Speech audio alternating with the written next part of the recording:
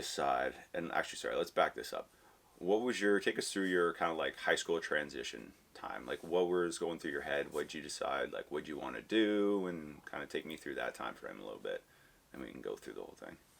This is interesting, and I think that when I look back at my life, I feel like I've lived multiple lives. Interesting. It feels like little experiences that kind of are standalone because I've done so many things. Right. But in high school, I would probably have been known as like a nerd, high achiever. Nice. Got good marks, you know, Yeah. and was constantly told by my family members, my grandparents, like, oh, you can do anything you want. You can be a doctor, you can be a lawyer. But looking back at that, the pressure that put on me as someone who was a high achiever was like, you can do anything, which means you have to do something big, you know? Yeah. And I found that like paralyzing. Really? Because it was kind of like this unspoken thing where you have all this potential, but don't you dare just do something normal. Like, you know, if you just wanted to like work at a restaurant for the rest of your, you know what I mean? Yeah, like, you couldn't. Yeah. That wouldn't be acceptable because you have so much potential. Yeah. So I remember feeling in that stage, and it's interesting now with my daughter being 16, so she's at that same age. Yeah, she's just there. Yeah, where the pressure is there to like, well, you know, you got to pick your courses, and you got to pick the courses that are going to line up with the career path that you want to take. Right. So basically at 16 years old, you need to know what your future is going to be, right? Yeah, no kidding. And I remember feeling, paralyzed by that. And not only was I interested in the sciences, but I also excelled in the arts. Oh, okay, yeah. And so I felt like, okay, I could go, you know, as a kid I said I wanted to be a doctor. Right. But then I also wanted to go to art school. Oh, cool, yeah. And what do you do with that? Right. You know, and there was no, I felt like I didn't have a lot of people to talk to about that at the time. It felt like this decision I had to make by myself, and was in my head about it all the time, like, which way do I go? And so my approach was go neither direction, actually.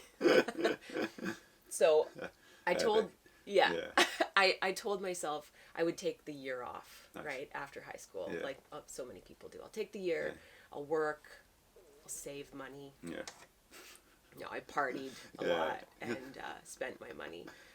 But then ultimately I joined the military at 19. No kidding. Which came completely out of left field for everybody in my life, because I had no like military influence, family members or anything like that. It was just so random, eh? Super random. What? Yeah. And everybody in my family was like, what? You're doing what? Yeah. But when I look back at that now, I think that was kind of like, I don't know, a rebellious act. I was going to say, it seems like I'm rebelling against everything I should be doing. And it's like, no, we're going to do this one thing that nobody thought I would do. Yeah, it was a little bit of that, and it was a little bit of fear of being stuck in my small town forever and not doing anything. Where'd you grow up? Dryden, Ontario. Okay, yeah, so population of about 8,000 people. Yeah, substantially smaller than Sudbury, which is also a small. Yeah. Like people refer to it as, I want to leave the small town, go to big. Okay. Yeah, and in that small community where the primary industry is like logging, and there was a pulp and paper mill. Yeah. And so people's biggest aspirations was like, you know, you got to get your grade 12 math so you can get into the mill and get a good paying job. Yeah. You know? And in that year that I took off was like, I saw myself, I saw the people that never left, and I didn't want to become that. So I honestly was like watching TV one night and saw like a recruiting commercial, and it was like, request an application online, and I did. No kidding. And then they contacted me like right away. Oh wow. Yeah. And sent me for, you know, testing and at the nearest recruiting center, and the process happened so quickly. it was like within a couple weeks, I had a job offer Oh, and wow. a date to leave for basic training. And yeah, How long were you in the military for? almost 5 years. Oh, wow. Oh, no kidding. Yeah, like good chunk of time. A chunk of time, Jeez. yeah, a chunk of my 20s. What was basic training like? Like, take us through that kind of stage. Like, what was kind of the process you went through? Well, I think everybody has kind of an idea in their brain of Yeah. like what that looks like, Yeah. you know, based on movies and stuff like that. Yeah. Honestly, basic training wasn't as difficult as I anticipated it being. Oh, that's good. I think. But there's definitely like physical challenges, mental challenges, building mental toughness. And I was so naive. Like, you know, I got off the bus I did basic training in Saint Jean, Quebec. Oh, okay, yeah. I got off the bus and Quebec. yeah. I love it. Okay. I got off the bus and my master corporal that met me, I reach out my hand and like, hey, with my big smile, and I'm like, hey, I'm Amanda. And it's like, you know, there was no hand shaking. It was like, you are Private Diamond. You are not Amanda. You know, I had no idea at all. And I was like, oh, okay. Started getting referred to as my service number. You know, that's how they would like refer to you, as the last 3 numbers in your service number. And I was like, oh, okay, yeah. No, my personality here doesn't get me very far. Just wow. Just fall in line and like do what you're told. That's how you excel. And I was like, okay. So I figured it out fairly quickly. Like I figured out that there was a game to it. Interesting. You know, all of the challenges in basic training were basically setting you up to fail, and seeing how you handled it was kind of the game. It was, and I started to notice that because I'm a person who's good at noticing patterns, I guess. Yeah, that's a cool skill. So I noticed that one day I would do inspection and they would shit all over me and say like, you know, your weapon isn't clean enough, or your boots aren't shiny enough, and this is an abomination, and this is terrible, and you should go overboard with it. The reaction. No, the reaction would be like, this is terrible. These are the worst boots I've ever seen, and they'd yell at you and swear at you. And, and you have to just take it and everything. And you just stand there and you take it, and then I would have the next day I would do nothing different, and the next day I'd have a different instructor, and they'd say, great boots, Private Diamond, good job. And I'm like, messing with your head, yeah. And so at that point I'm like, okay, this is just completely random. But they were trying to get you, they were imposing artificial stress to see how you handled it. So when I started to see the game for what it was, it was like the whole game was just take it, you know. Don't get upset. Don't take it personal. Just take it and keep going. And so it got easier. Yeah. From there. Allowed you to almost disconnect a bit and kind of like Yeah. remove yourself out of your body, out of your personal feelings about it towards what's happening, and then just kind of let it happen to you. Yeah. And then move on. And I noticed that the huh? people that had the biggest emotional reactions to it had the hardest time. You know, the people that would break down and cry. Or there was things like, you know, we were on the 10th floor of this building. Right.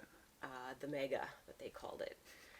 And we would finish inspection and they would say, okay, you have 5 minutes to get changed into your PT clothes and be out in the parking lot to go for a run. It's physically impossible. We're on the 10th floor of a building. We're not allowed to take elevators. We have to take the stairs. We need to change from our uniform, put our PT clothes on, be down in the parking lot. And it was like, so we would try our hardest. And fail. Of course, And we'd get down there and they'd be like, that took you 13 minutes. Get back up there and try again. Stop. And so we would run back up those stairs and it was 10 weeks of that. No kidding, basically. Oh, man. Do you, before I get into it, do you want me to move one of the heaters closer? I feel like I've got heat down here, just not up here so much. Yeah. I can shift it over. I was thinking about that. My legs are toasty. Thank you. There. Move it with your feet. I tend to run cold. Yeah, fair enough. I was like, I laid it. I was like, I should probably tell. I was like, I should have told her. Crap. I was like, I'll get through it, but it's you I care about. Me not so much. Let's tilt that down. There you go. Yeah. So, how long was that phase of it? The like being yelled at in 5 minutes up and down the stairs. 10 weeks. Okay. And so it's a combination of testing you physically, mentally, and then also educating you on basic military things. But like I said, it wasn't as challenging as I anticipated it being that stage of it, because the military organization as a whole has a whole lot of jobs involved. They need they need clerks, they need people that work in accounting, they need so basically that first stage is like designed to weed out the people who can't hack it, but also they want to accept as many as possible, right? So it wasn't incredibly challenging, but my next phase of training was soldier qualification training, which was for anybody that would potentially be deployed overseas, that sort of thing. So that was what I anticipated basic training being. That was the tough stuff. What was kind of something that was a lot more tough than you imagined it being in that next level? There was maybe like one challenge that was like, this I thought this was going to be way easier, but it's not. Or is like the whole thing just exceeded? It was just taken to the next level. It was a training that was run on an infantry base. So they were much tougher, but even though I could still know that it was a game, it was just next level tough. And I was dealing with injuries on injuries during that training. Every runner's injury that you could possibly have, I had, and was just trying to get through it. And I remember I was one of, I think, three women on this whole course. And so we had our own bathroom. Nice. That was like the only place. Yes. The only place that I could ever be alone and away from the guys. Amazing. The bathroom. And I remember probably during the middle of that course at some point, and my body was just done. I was so tired. I remember like laying on the bathroom floor and just crying, just like ugly crying for probably 10 minutes. And this was such a pivotal like moment for me because, when we're younger, when things are hard, we can quit them. Yeah, it's pretty easy to kind of... this is too much for me. And then we can find justification in our brain for why that is an appropriate action, right? Pretty easily. Yeah. But this, laying there crying on the floor and then looking around and being like, well, that didn't change anything, Oh, goodness. Nobody's coming to save me. Having to pick yourself up off the floor and then keep going because you don't really have an option to quit was like really liberating, really freeing. No kidding. Wow. Yeah. That was like early 20s. Yeah. You got to have that. 20 years old. Oh, jeez. Yeah. And had been, away from home for the first time.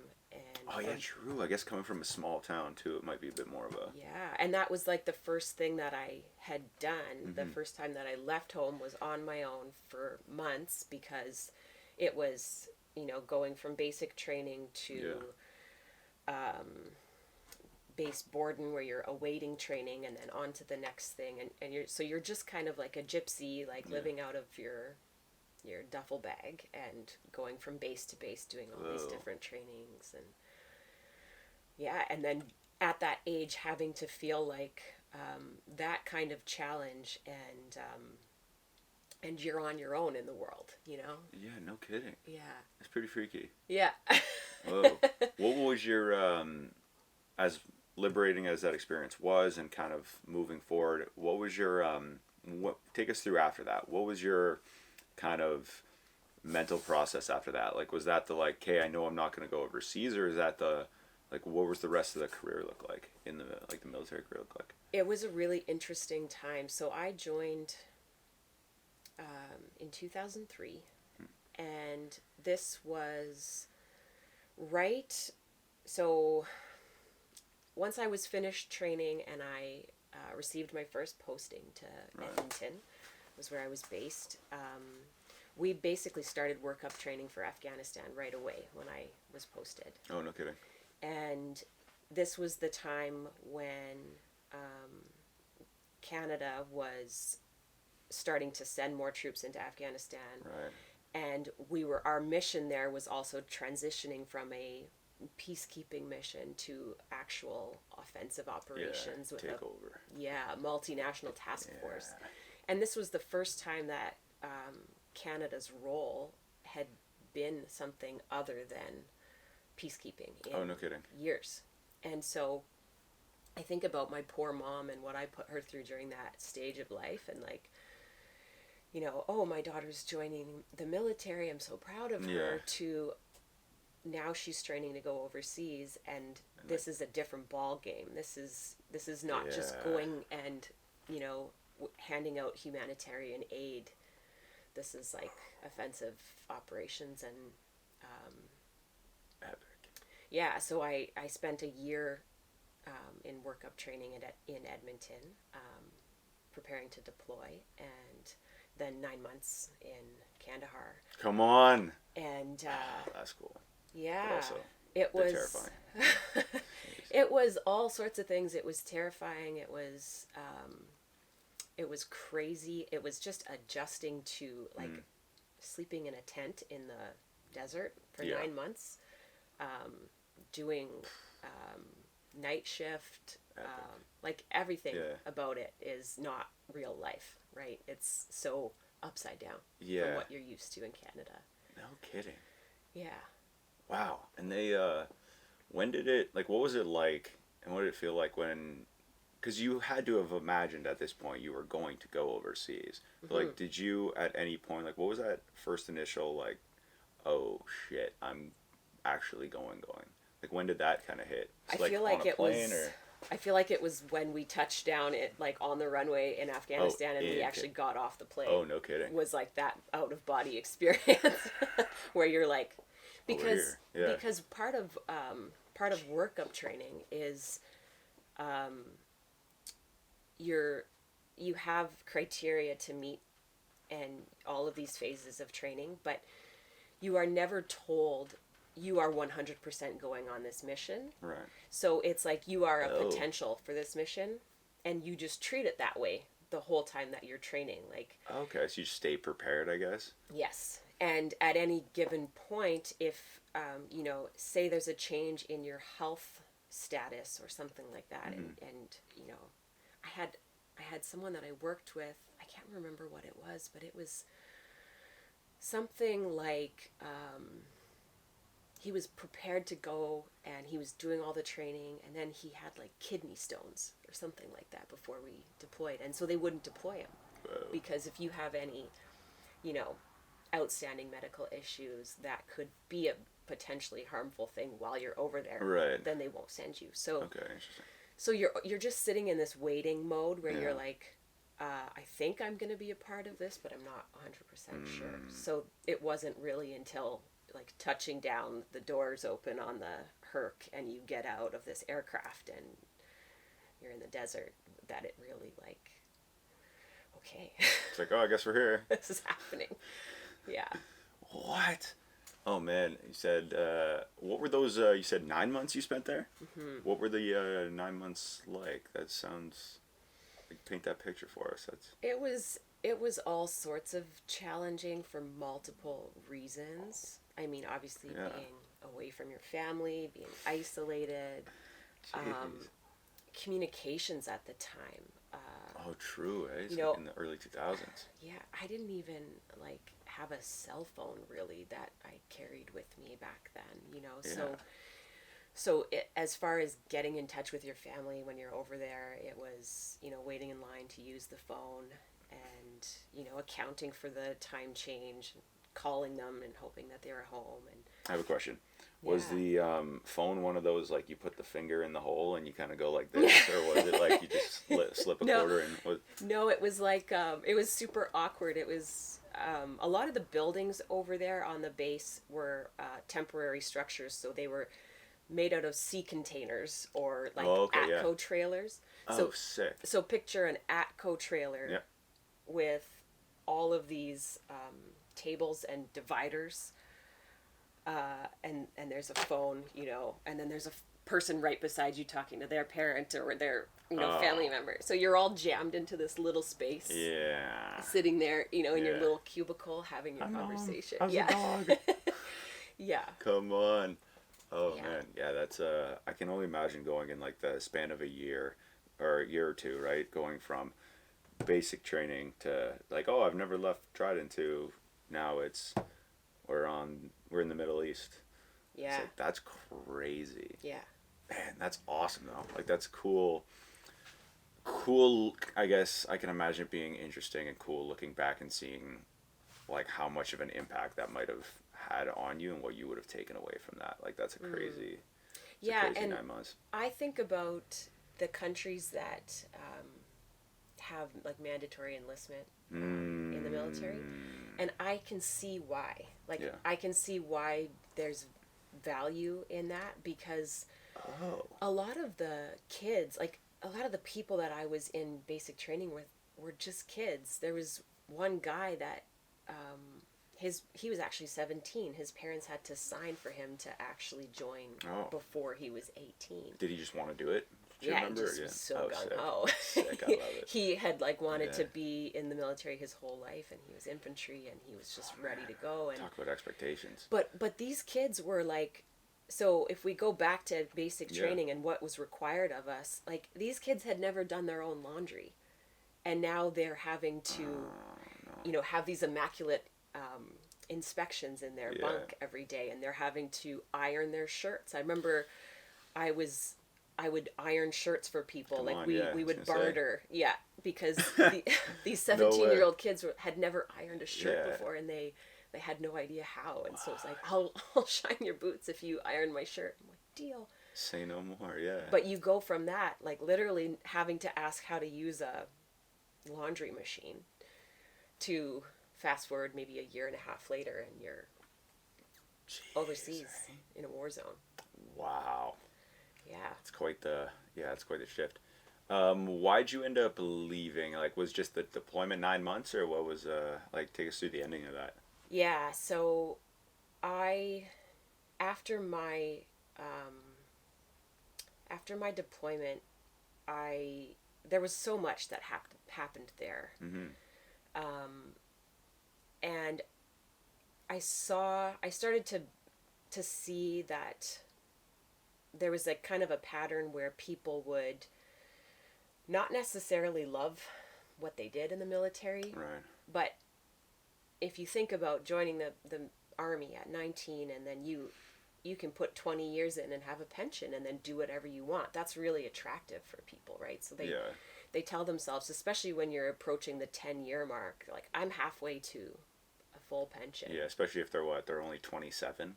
Yeah. At that point, like 17 or Exactly. or like 30, and you're like, oh, this isn't that bad. So I saw, especially in my trade, I was in the communications trade, Nice. and so like a radio operator. Sick. And I noticed that most of the people that had been in my trade for any given amount of time, they didn't love what they did, but they were on their way to their pension, so they just stuck it out, and they were jaded and cynical and cranky, and I saw that. Yeah, and I saw that, like the people that surrounded me didn't love what they did. Right. And I excelled in the military. I did well. Nice. I'm a hard worker. Yeah. I like pushing myself. Yeah. But at some point, I think during the deployment, I recognized that just because I was good at it didn't mean it was good for me. You know? That's a big distinction. Yeah, like, is this environment really going to be conducive to me being my best self, like living my best life long term? Wow. Yeah. And I remember when I was overseas, I was planning my exit. Like, I was thinking about what I wanted to do next, and and I spoke to this one officer that had been in. He was probably the oldest officer that we had at the time. He'd been in the military for years, decades. Nice. He's got a pension.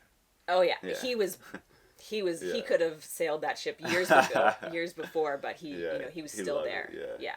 And we were chatting the one night. Epic.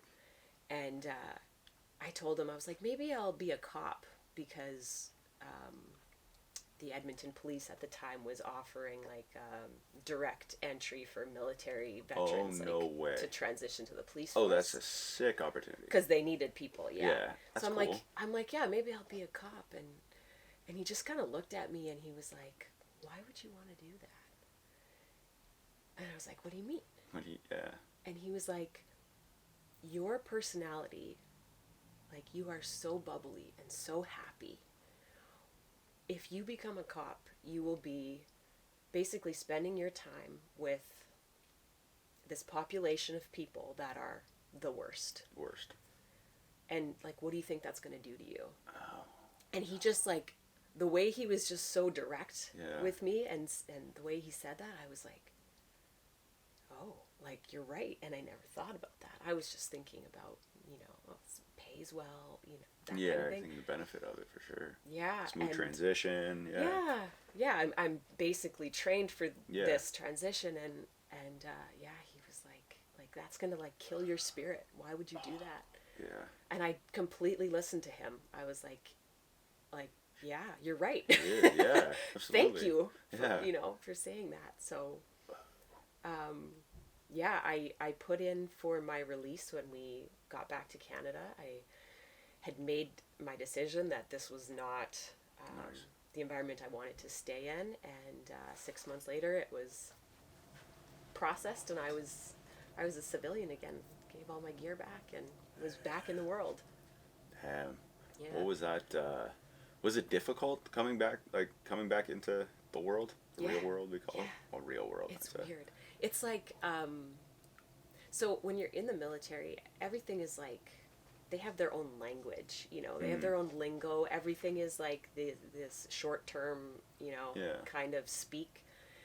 And you're surrounded by military people. You hang out after work and have beers with military people. Like, that's your whole life, basically. And then you leave, and it's like, you're back to the world of opportunity, and like, what am I going to do next? And it was bizarre. It was weird. It took me a while to figure out kind of what I wanted to do, and I tried some different things and dabbled no kidding. in some different areas, because at that point I was 23, and jeez, so young too. That, man, I felt like I had already lived and this is why I say I feel like my life is in chunks of different lives, because I felt like I had already lived this very crazy life for those 4.5 years, and now I'm still only 23, and like, what am I going to do with the rest of my life? Wow. Yeah. That's interesting to me that you had recognized, like, your pattern recognition skill in human behavior came back the same way as you saw it during that year off. You saw people running at the mill, and you're like, oof, they're just starting. Mm-hmm. And you were so this way, and it, like, to what the supervisor in the military was telling you, is like, I feel it crushed those people's spirits a bit, or maybe not crushed right away, but chipped away at them day by day. Yes, so. And I felt that was intentional. The military kind of complex, once they get you in and they spend all this money to train you, they want to keep you. Makes sense. As long as possible. So there was an element of, like, I don't think this was explicitly said, but there was an element of, well, what are you going to do, resistance out there? Yeah, what are you going to do when you get out there? Like, we look after you here, and that kind of. Like you have no opportunities yet. We have opportunities here. Yes. And it's weird. Yeah. The Makes real sense, world is hard. You should just stay here with us. Yeah, it's like go back to Canada. Right. Yeah. Cool. Yeah, there's like a, what's the word I'm looking for? They want you to be dependent on them, I felt. Interesting. Yeah. Because, like I said, they've put all this money and time into training you, and now they want to, utilize your skills. And for sure. Yeah. Which makes sense. Yeah. I can imagine going about it to leave, though. That's, probably not the most... that's tricky. That's a tricky thing to navigate. Yeah. So once you did kind of... were you just like immediately, okay, I'm putting in my my leave, I want to release back in the world? Did you have kind of steps you want to do or things, or just kind of like, let's go back and see? Or was it like, go back to the beginning and try it? And like, take us through that a bit. Well, it brought me back to, okay, like, what do I really want to do? What are my skills? Which I just felt like I came back to where I was in high school, where there was that analytical, logical side of my brain, and then the artistic one. And I considered going into nursing, like going back to school and taking nursing, because there was always this idea of wanting to help in some way, being interested in health and wanting to help. But then ultimately I made the decision to start tattooing. Yeah. And that was my husband at the time. We were a military couple. Oh, no way. And he was the one that, he was still in the military after I released, and he was the one that pushed me toward tattooing. He's like, you're so good at art, and like, you should do this, and you can practice on me.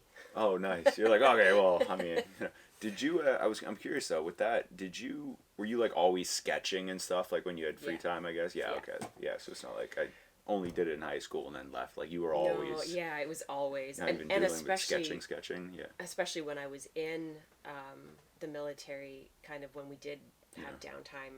I was drawing, listening to music and drawing. Oh, nice. And or when I was on shift, doing a radio shift, and there was downtime, I was always doodling, and so, and I actually had an opportunity. This was probably the highlight of my deployment, where our Canadian general, David Fraser, he noticed that I was an artist, and he asked if I would do some murals on the base in Kandahar. Yeah. So that's a wild opportunity. Yeah, and this was part of making this decision to leave. So he had a 8-foot tall concrete slab poured for me in the courtyard of the headquarters building. Poured for you? Like, it was just like, we need a mural. Yeah. Whoa. Yeah. Man. There was one existing that when the Americans were in charge over there, we had taken over from them. Nice. And they had a mural in the courtyard, and he was like, I want to do a Canadian mural in the courtyard. And he had found out that I was an artist, so he asked if I would do this painting, and basically said, I'll take you off all your other duties, and this will be your primary focus until it's done. Come on. So that's pretty attractive. Yeah. But given the temperature in Afghanistan at the time, which was... It's probably hot. Oh my God. During the day... Desert. It was 50 degrees during the day. Yeah, of course. So this big concrete slab, 8 feet by 8 feet, I couldn't do it during the day.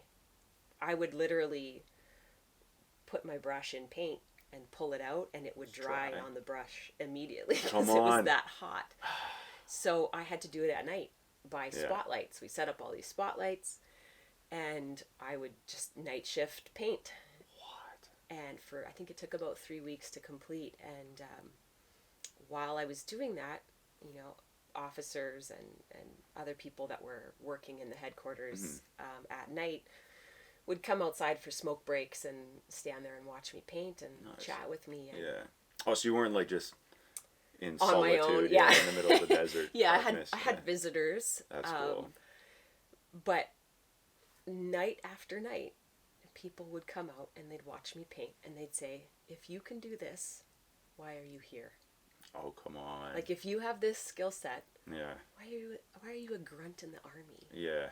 And hearing that over and over again starts to like click, right? Yeah. You know, I started to become aware of my other skill sets and like, okay, I can do a lot more than what I'm doing here. Yeah.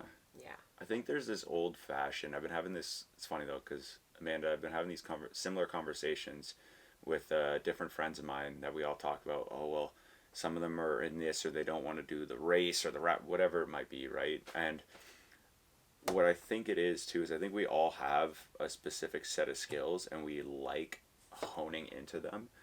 But I think we're at a stage or getting past the stage now, thankfully, where you might not need to, like, you could do your, lack of a term, like the 9 to 5 or the whole like career they call it, but you could also have, well, what if I'm really good at arts? Okay, well, how could I find a way to like do this, make money, and also do more of what I love to do, right? One of the skills, and develop it, right? So then hearing that probably, that turns into tattooing and other stuff, and then it's like maybe, oh, in the communication, well, I'd also start this, but I want to help people. It's like, okay, well, I have all these skills that I enjoy developing.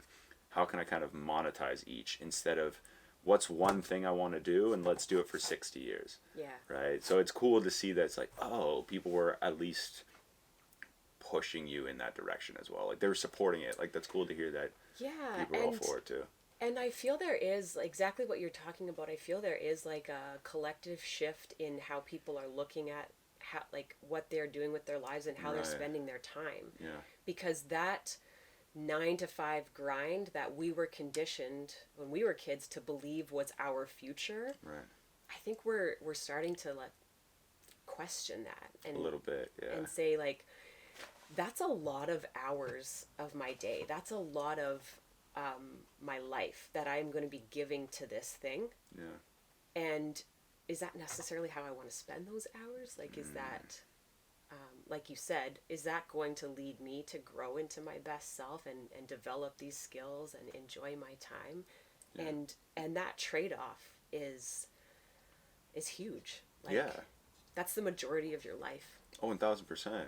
So, yeah. Starting to, and I look back now and I realize kind of like that realization I had in the military where like, okay, I am good at this, I excel at this, but this is not good for me. Right.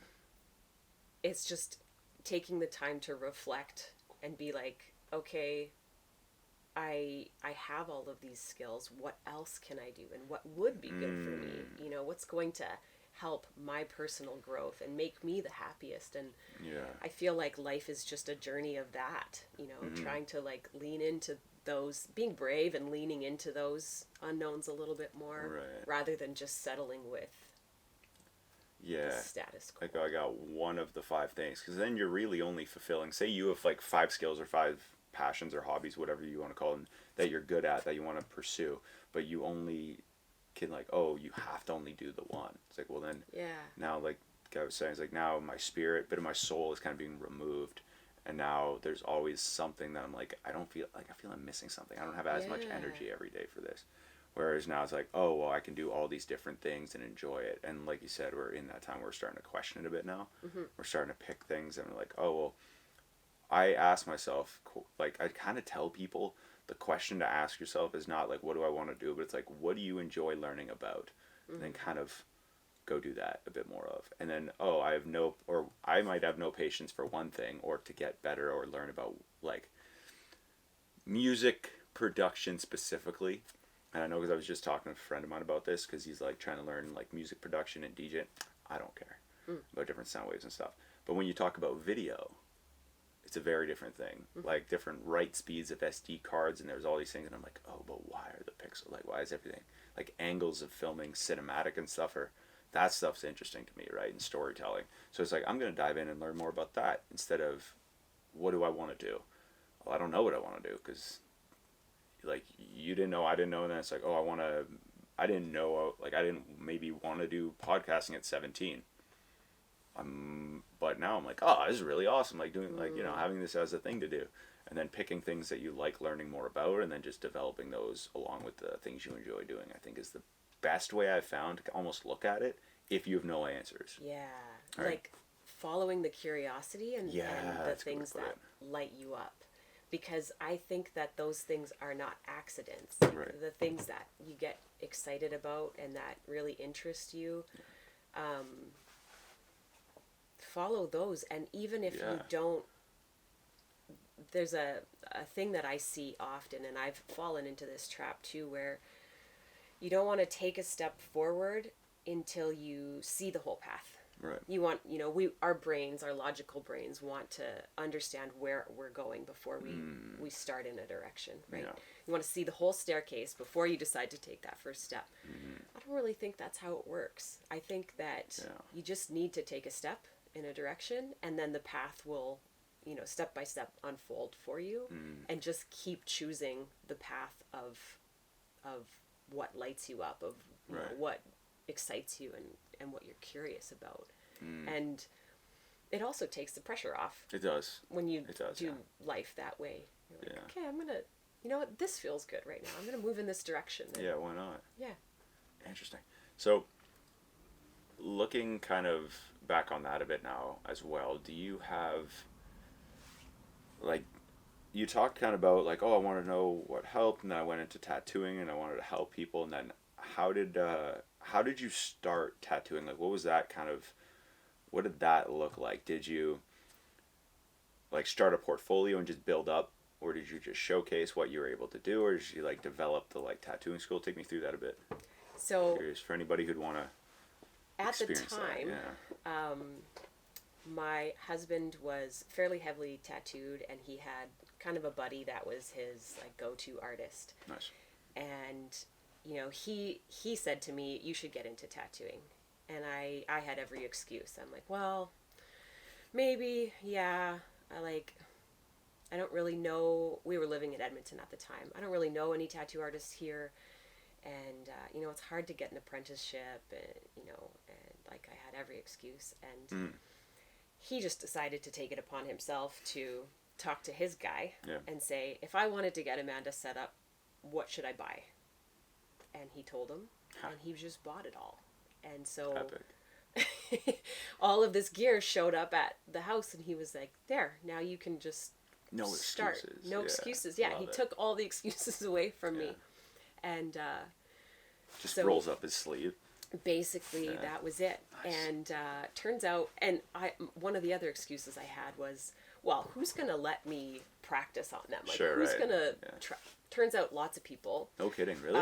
Especially ex-military people. Really?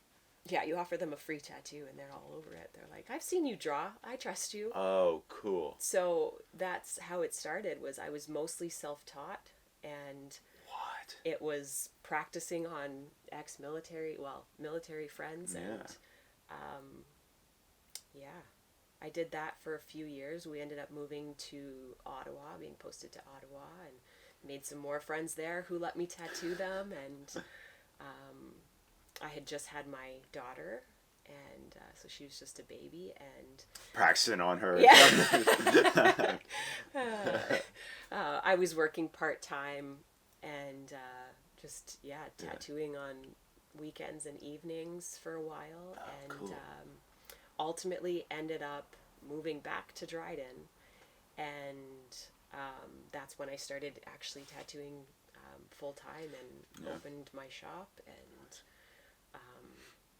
everything just really took off. It was people there knew me back home. Sure. People knew me. They knew that I was artistic, and so I decided to open my own shop, and I started advertising. And actually it was, I think I had found a location, put up signage, and people started calling to book appointments before I was even open. As soon as I got the sign up there. Well, that's nice. It like reassures what you're doing. Is like, yeah. oof. I was like, I don't know if I'm gonna, have enough people to make this work, but were you the only like tattoo place in Dryden, or was there like there was maybe one other shop at the time, and nice. yeah, and so I was, before I even opened my doors, I was booked for the first 3 weeks straight, and I was like, okay, this is gonna be a thing. This is, Yeah, this is great. Yeah. Haven't even opened my doors yet. Haven't even opened my doors yet. Yeah. Yeah, that's fun.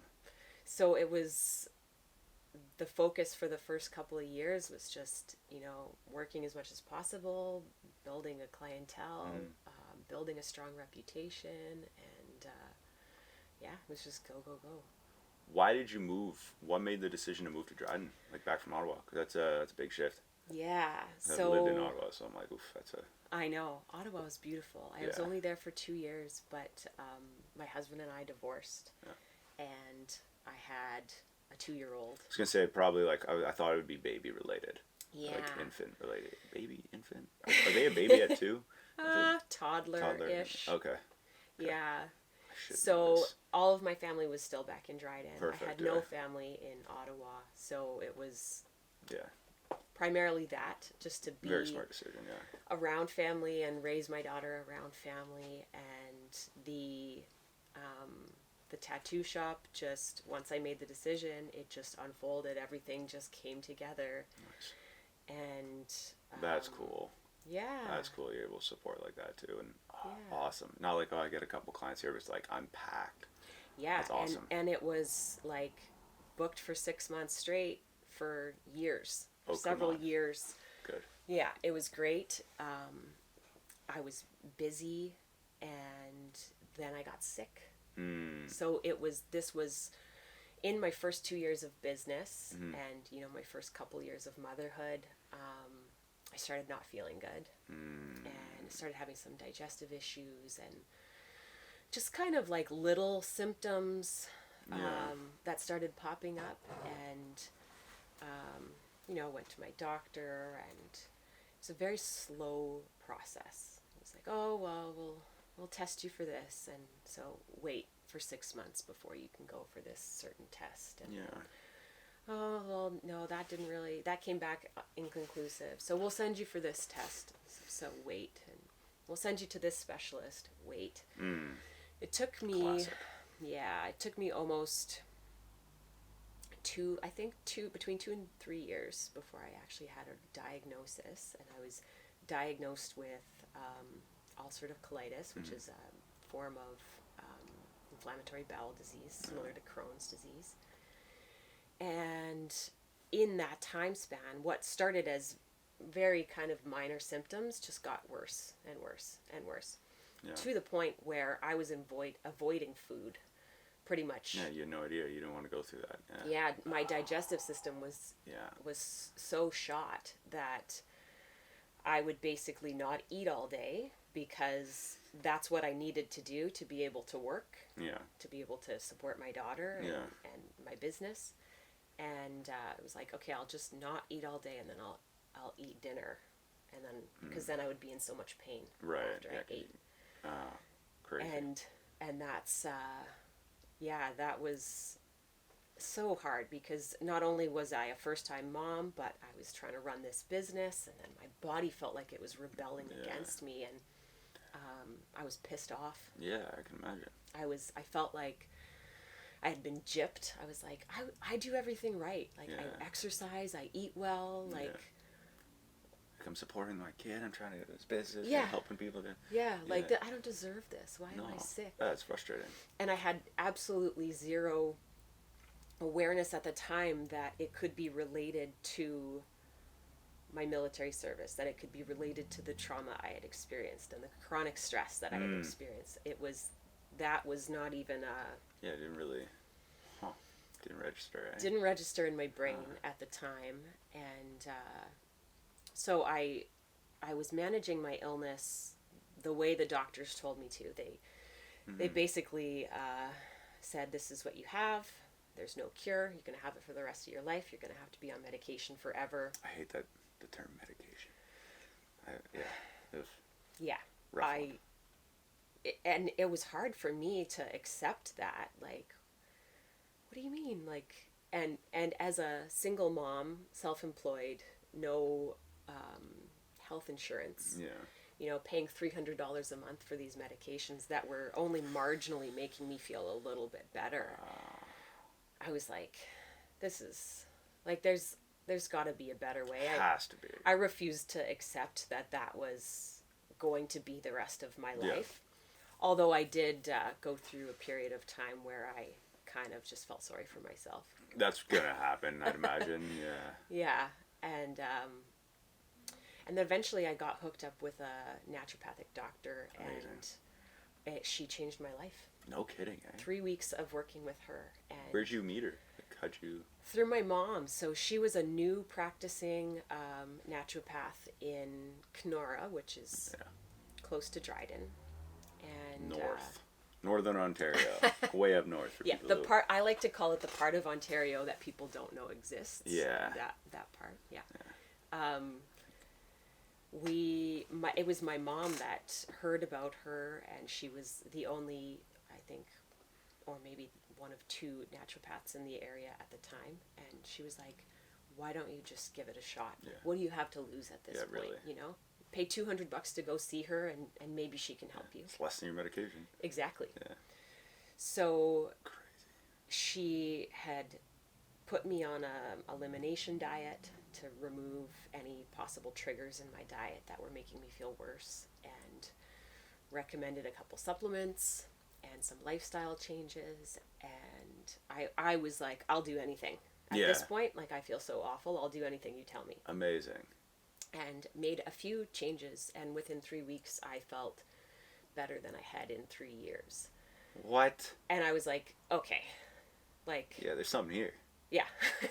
And people need to know about this. Yeah, no kidding. Because I've been suffering and just getting worse through this process of waiting for doctors, waiting for tests, and being told the only thing you can do is medication. Which is forever. Oh, and it also costs money. Yeah. Healthy people don't, they don't pay the bills for doctors. Right? No. Like, sick people are how doctors get paid. Yeah, and I had done a little bit of research on my own and had gone to see my specialist in Winnipeg and asked him straight up. I was like, I've read some stuff online that people have said that they felt better once they changed their diet. Is there any truth to that? And he laughed in my face of course he did. And said, there's no studies to support that. I remember that was his exact words. There is no studies to support that dietary change will make you feel better. And that did not... That's absurd. It is absurd. It didn't make sense in my brain. I was like, okay, I have a disease of the digestive system. Yeah. Food goes through this. Food goes in my digestive system. How does this make... That's help so me make this make sense, And so that was the last time I ever saw him. Yeah, no kidding. I didn't go back to that guy.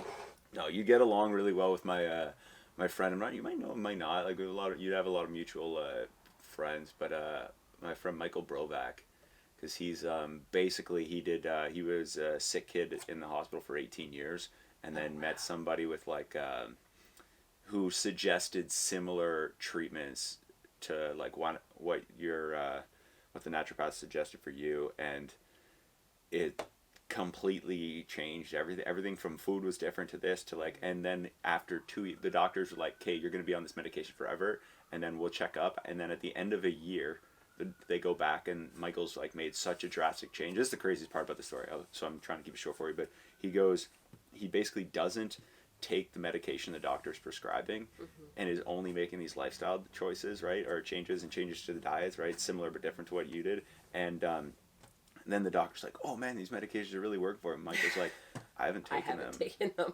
since I saw you last year, doc. Like, I haven't taken. And then they're parents are freaking out because they're getting more expensive, right? And they're like, oh, we need to put on this.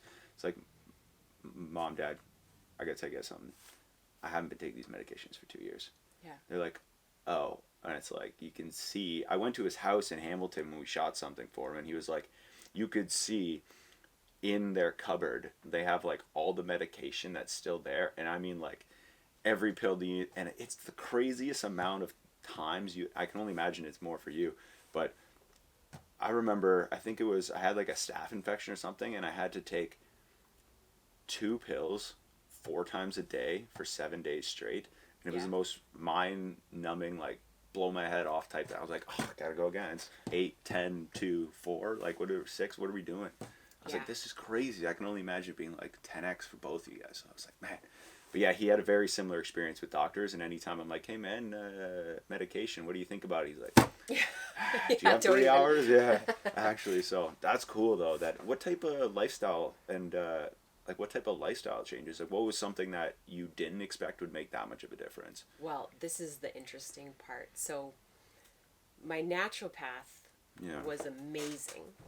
First of all, she spent an hour and a half with me on my first visit. Oh, geez. And she asked me to make a food log for 7 days before I saw her.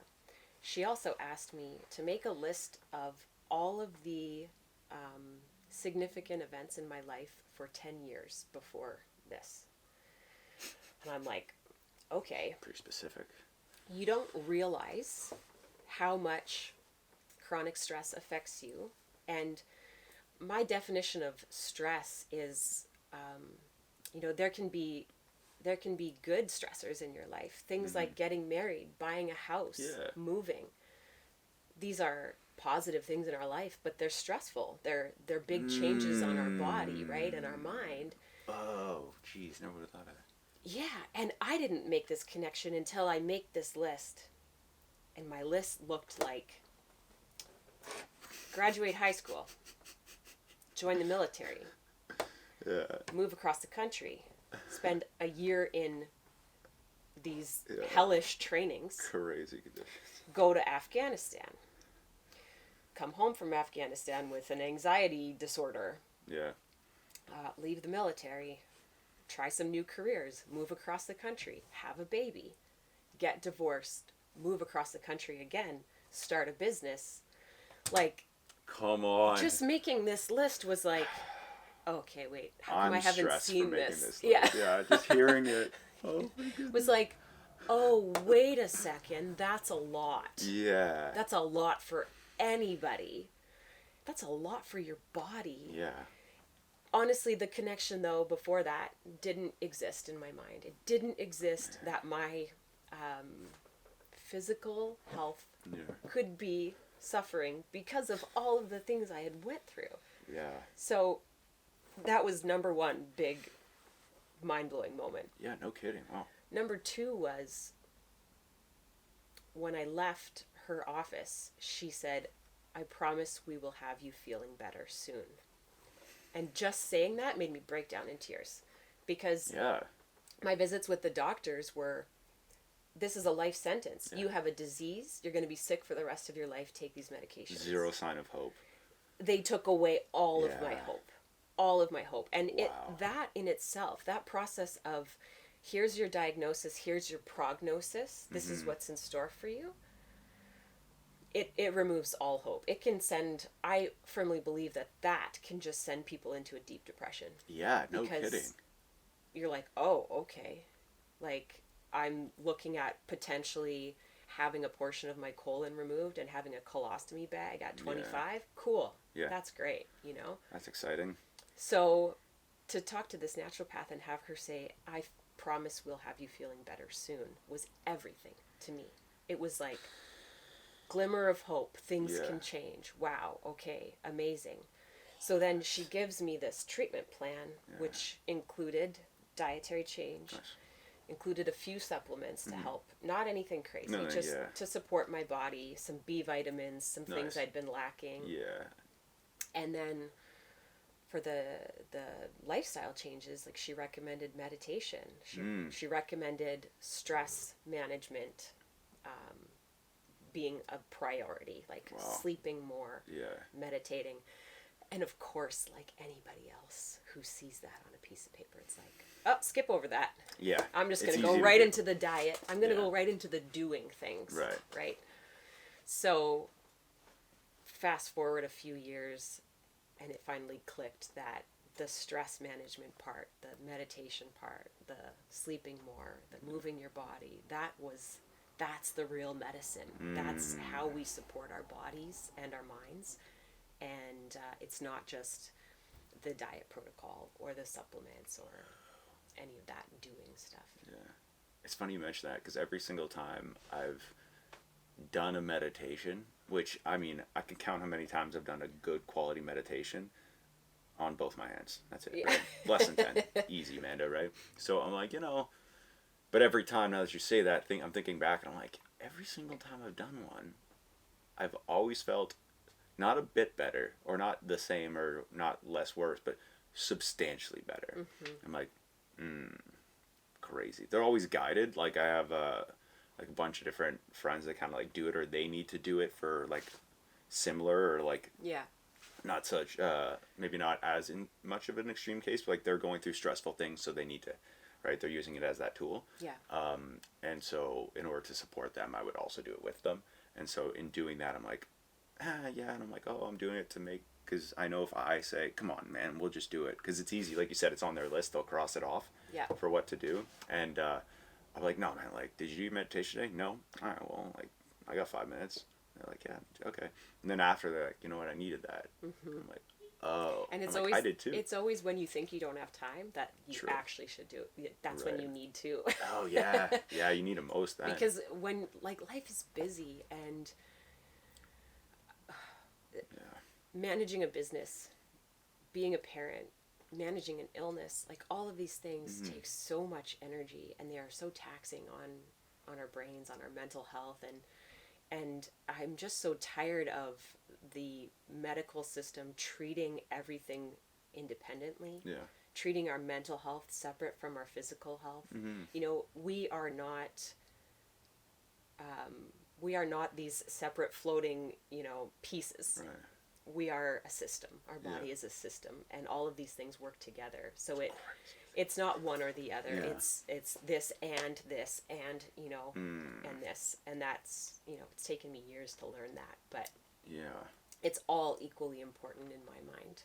I completely agree. And there's this thing that it's funny, I was having a similar conversation with my last guest about because he went from like he decided to like cut out drinking completely. He's about 4 years like relatively sober, like competitive bodybuilder, just only eats like really clean. And he's like, dude, I don't even know what depression or feeling bad is, because the whole thing.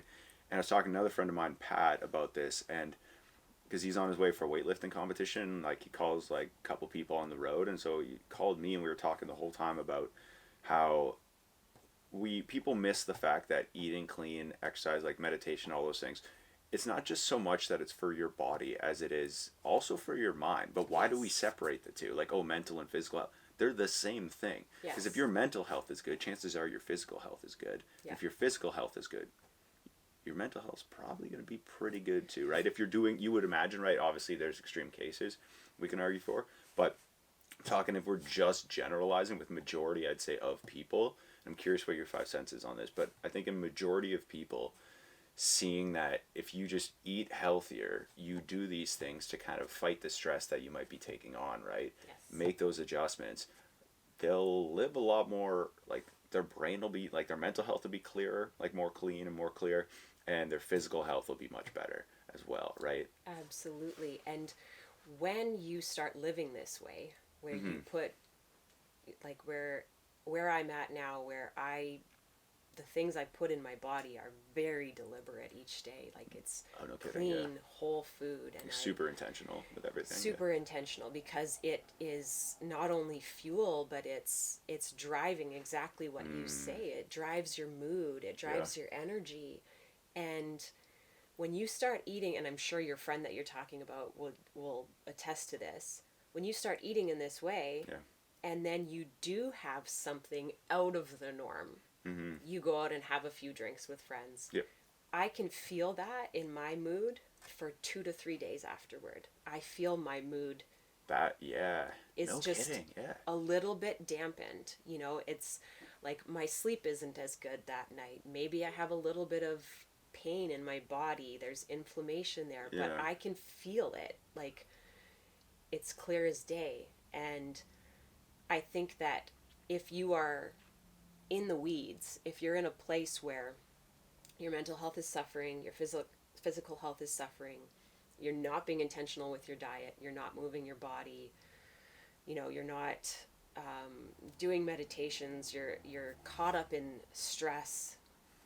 Everything is so murky. You don't know what is driving what, you know? So, and one of the traps that I see with, especially nowadays, people identifying with their illness or their mental illness as this is who I am. I appreciate you saying that. Oh. Yeah. It is not who you are. Grinds my gears. Yes. Yeah. Exactly. Yeah. I feel the exact Super same frustrating. way. Yeah. Because you want to help them, but they're not gonna. No, and if you've taken that on as a trait in your personality as who you are, then that is what you are creating in your life. Like you have fully subscribed, you know? Jeez, I'm thinking of people now. I'm like, oh no. Yeah. And I see it with like my daughter's generation. True. More so than like my generation. It seems to be, and I think I understand it. I say as much as it grinds my gears too, I understand, and I look at it not from a place of judgment, but from a place of empathy. Yeah. And people want to feel understood. Yeah. People want to belong. So if they're struggling with something and then a doctor says, oh, you have anxiety. They go, oh, I have anxiety. Yeah. Okay, now I belong to this group. And that's who I am. Right. And maybe they find a little bit of support in that. Maybe they find some belonging because now they've got this name to go along with what they've been feeling. But it's a trap. Like it doesn't get you anywhere. Right. If you believe that's who you are, if you believe that's your identity, it's these things are stages that we're meant to move through, but they don't define like who we are. No, and it's funny you mentioned that, because speaking of stages, those were the stages that I went through in the last, like, let's say 3 years, 2 to 3 years. I've been like working pretty hard at this, where I went from being in that stage of judgment to being, and not so much like but more just judging the, like, how can you just identify with that, like just being on the judgment side, to now my whole thing has been trying to understand and get more of an understanding and empathize with people so that I can completely like use that to almost as a, like you said, just make them feel like they've been heard, they've been understood. But the thing that I conflict with that in my brain, and maybe you can help me kind of or work through this or work like around this, is when it comes to understanding, in order to help people, you need to, right? Like we need to understand what they're going through to some degree, but nobody really can fully comprehend what anybody's really going through, because we're all unique, right? So we're all separate individuals.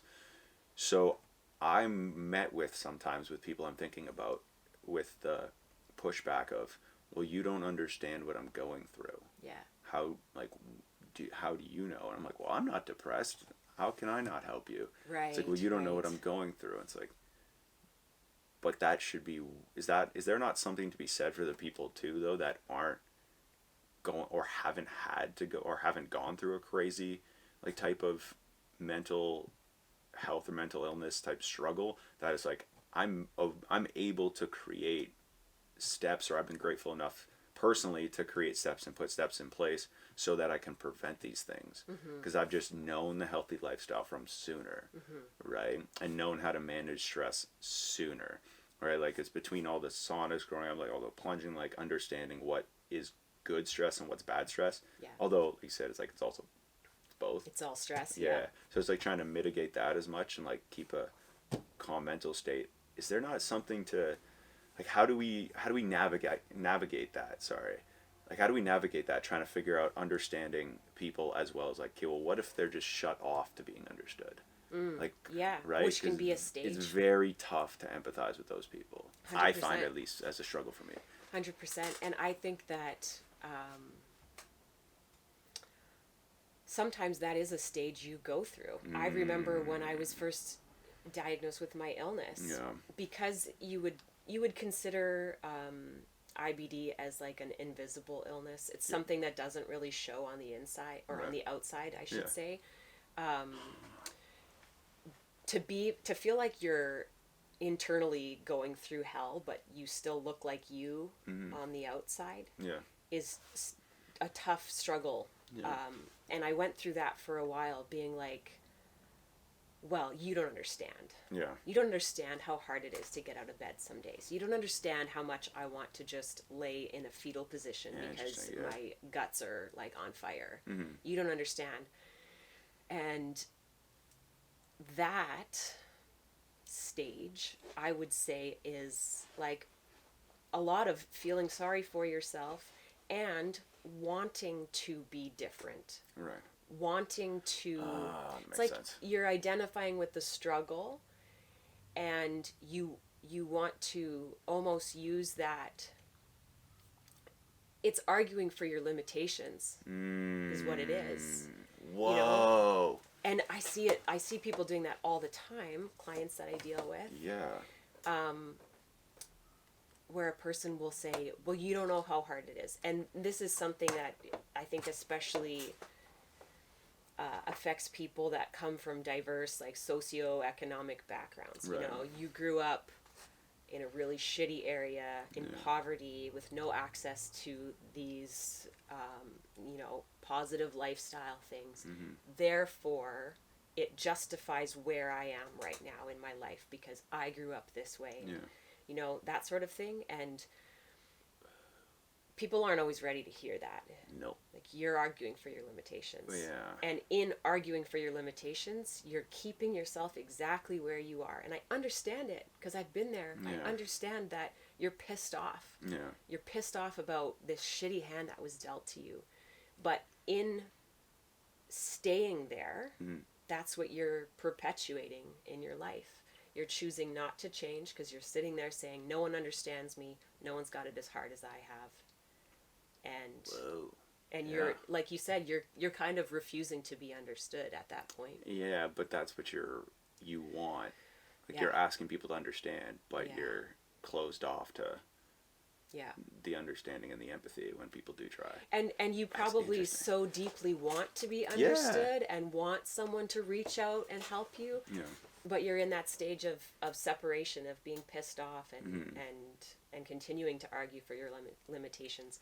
I read a book that just changed my life when I was going through it, before I had started making the changes, and I was in that place of woe is me, poor me. And it's funny because my grandmother sent me this book. And it was so sweet, you know, of her to be like, I think this might help you, dear. Because that's how she talks, right? But it was called You Can Heal Your Life. And I had never heard of the author before. It was Louise Hay. She's huge in the personal development, spirituality kind of realm. But I had never heard of her. And I just decided, well, my grandma said this might help me, so I'm going to read this book. And there was a part in the book where she said, a part of you enjoys being sick. A part of you is getting something from being sick. And she talked about, think about when you're a kid and you're, you get a cold. And, I mean, everybody's upbringing is different, but most people, you know, you get sick, your mom starts looking after you, your dad, they make you soup, you know, they're coddling you, I love being sick. It's like, you know, the time I get someone looking after you. bring tea to my bed. I'm like, I would love one. Right? It's You're crazy. like, oh yeah, and life is hard sometimes. So to have someone like looking after you for a time feels good. And so in the book it said, like, part of you is identifying with being a sick person and enjoying the attention that you get for it. And that was like, you know, when you read something that just cuts right through you. You almost like put the book down. And you're like, holy shit. Like, I wasn't even like ready to admit that to myself, but she called it out and I was like, oh man. Yeah, like, we play a role in our own suffering, and some more than others. Like, some of us choose to stay stuck and choose to be in that limitation. and give all the reasons why. Yeah. For a long time. Long time. I know people have like a couple of years of it that I can think of for a couple examples. I'm like, wow. Yeah.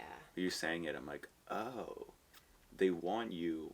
And I've been told that I need to work on like year or two ago.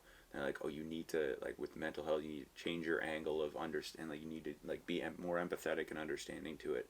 It's like, okay, so I'll start making it. And then my battle was, like I was saying, it was the whole, that's cool the way you word it, because that helps me with that. Oh, okay, like how much empathy and understanding can I give, right? Before it's like, oh, they could also be door shut to it. Yeah. They could like, I want help, but they might not be ready to receive it. Yeah. And it might be that like interesting catch-22 that they're. Yeah, and I think there's also, when I started coaching, so I transitioned after dealing with my illness, seeing this huge change in my life, to being like super excited, like people need to know this. Yeah. I need to get the word out. Of course. That food can be medicine and lifestyle can be medicine. Like people need to know. I love it. Yeah. So I went back to school. So I'm still running my tattoo shop. Yes. I have now had a second child. Yes. And now I decide to go back to school to learn nutrition and health coaching. And this was like, I was so passionate about this, about helping people. And being who I am, it was like anybody that I saw suffering at the time, I was like, I can help, you know, wanted to help everybody. Amazing, yeah. And I had to learn the hard way that not everybody wants to be helped. Not everybody's ready to be helped. Tough pill to swallow for sure. Yeah, and you can't take that on. You can't take on somebody else's journey as your responsibility. So, you know, I had clients that I started working with, and I was like, oh, I know, like, I can help you. I have information that can help you. And so as a result, I'm basically in my mind like, oh yeah, if they just do this and they do this, they're going to feel better. And some would do it and some wouldn't. And that's hard, because when you're trying to help people, you want to get results for everybody. But ultimately, it's the individual's journey, it's their path, it's their responsibility to choose to actually implement the information or not. Right. And you can give someone abundance of information, but that doesn't mean that they're going to make the changes or they're ready to. And who am I to say when that person is ready or what their healing timeline should be? It's not up to me. No. But that's fascinating. Oh man, there's I think I'm curious about unpacking with that is well, first of all, sorry, how long were you in school for? Like, how long was the nutrition and health studies? I started, my initial course was a year long. Nice. My holistic health coaching course, and then I went on to do more courses in functional nutrition. Nice. And have continued to educate myself over the past as 10 years. As things change and whatever. And it's always changing. It's always evolving. There's so much, especially in the last 10 years, that has come out on the topic of healing from chronic illness. That, Have you ever gone back to see that doctor that said there's no studies? No. Oh, you should. No. You should. Bring him a page of a study. When you do a study. And, you know, and be like, hey, look, so... Well, and the other thing that is really interesting is there was no talk about, like I said, the link between my physical illness, mental health, trauma. That was not even a blip on the radar when I received my diagnosis. Right. So there was no talk about how stress impacts the body and true. This was anything number like of years ago. Yeah. And now we're getting there, and I love that the conversation is going there, and that people are being cared for as a whole person instead of being chopped up into little pieces and sent to all of these specialists. Specialists, Specialists, And do you have, like, where'd you study? Like, is there like one spot you go to like every time to go, or like it's just a bunch of different places? different courses. So my initial course was through the Institute for Integrative Nutrition. It's U.S. based out of New York. Yeah. I learned so much. That just was like opened my brain to the whole conversation about holistic health, meaning, and I think that term is probably thrown around a lot, and people don't really understand what it really means. Yeah, how would you define it? Ultimately, it means everything in your life impacts everything in your health. And there is no separation between physical, mental, and there's layers of healing. You know, our emotional healing is just as important as our physical healing, as our mental. It's all fluid and goes back and forth. So supporting somebody's health means supporting someone as a complete picture. And a lot of where I start with people is helping them to look at the factors in their life that are influencing their health.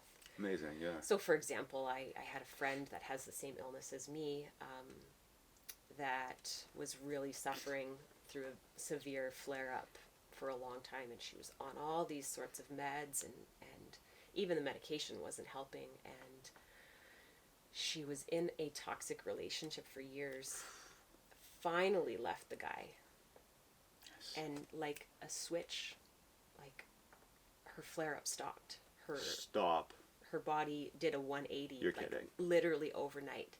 When the stress of that relationship was removed from her life. She probably didn't think it was that bad in the relationship, like didn't feel like... No, it was one of those toxic back and forth, fighting all the time, break up, get back together, break up, that kind of thing. Yeah.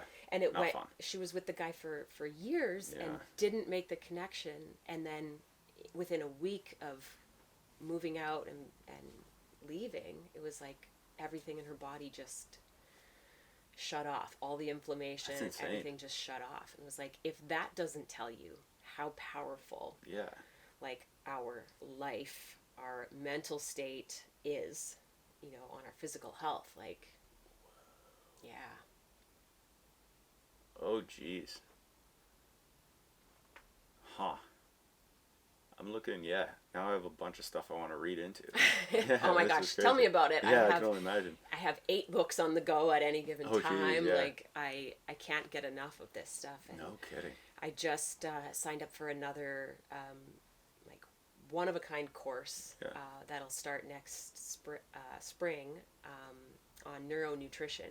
And learning how to support the brain and body simultaneously to heal from chronic illness. Like through nutrition. Yeah, the link, and this specifically deals with the link between trauma and chronic illness and what is happening in the brain, because there are physiological changes that happen in the brain when we experience trauma. And I just love this stuff. That's so cool. Why'd you end up in Sudbury? Ended up here because my partner got a job here, so the move was kind of driven that way. But I love it here. I actually have met some of the greatest friends in Sudbury.